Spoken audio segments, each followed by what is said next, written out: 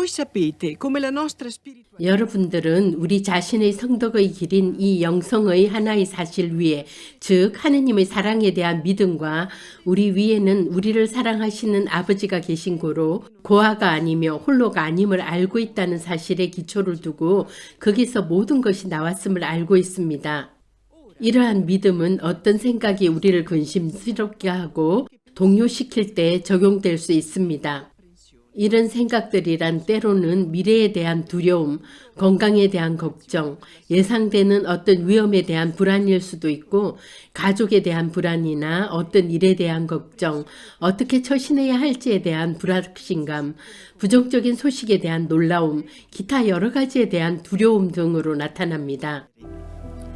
그런데 하느님은 이런 순간들, 바로 이처럼 불확실한 순간에 우리가 그분의 사랑을 믿을 것을 바라시며 우리에게 신뢰에 찬 행위를 요구하십니다. 만약 우리가 진정으로 크리스찬이라면, 그리고 이 운동의 회원이라면 이러한 고통스러운 상경을 통해 우리가 그분의 사랑을 믿는다는 것을 보여주기를 원하십니다.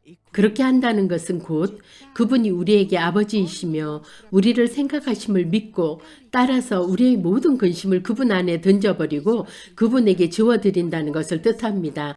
성서에도 여러분의 모든 걱정을 그분께 내맡기십시오. 그분께서 여러분을 돌보고 계십니다. 라고 말합니다.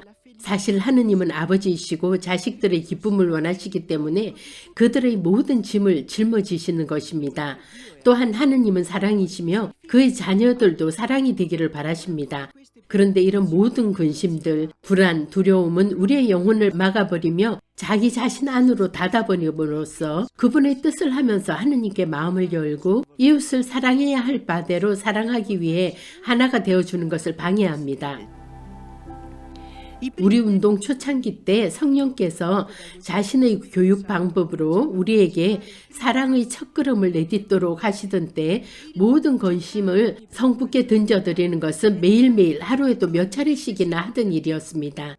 사실 우리는 이미 크리스찬이었음에도 불구하고 초자연적이고 신적인 생활 방식 안으로 들어가기 위해 인간적인 생활 방식으로부터 벗어나고 있었던 것입니다. 다시 말해 사랑하기 시작했습니다. 근심 걱정은 사랑하는 데 있어 걸림돌입니다. 따라서 성령께서는 우리에게 근심 걱정을 제거하는 방법을 가르쳐 주셨습니다. 그래서 이렇게 하셨습니다. 손에 불덩어리를 잡고 있으면 손이 타버림으로 즉시 털어버리듯 똑같은 민첩함으로 모든 근심을 성부께 던져드려야 한다고 하던 생각이 납니다. 그리고 성부의 마음에 맡겨드린 근심치고 그분이 돌보아 주시지 않았던 것은 하나도 기억나지 않습니다.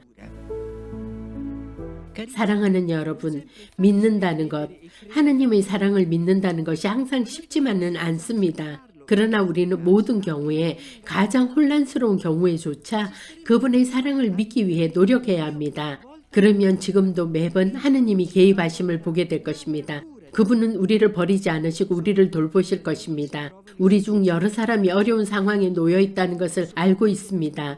이번 합동전화의 생각은 특히 그들을 위한 것입니다. 그러나 모든 사람을 위한 것이기도 합니다.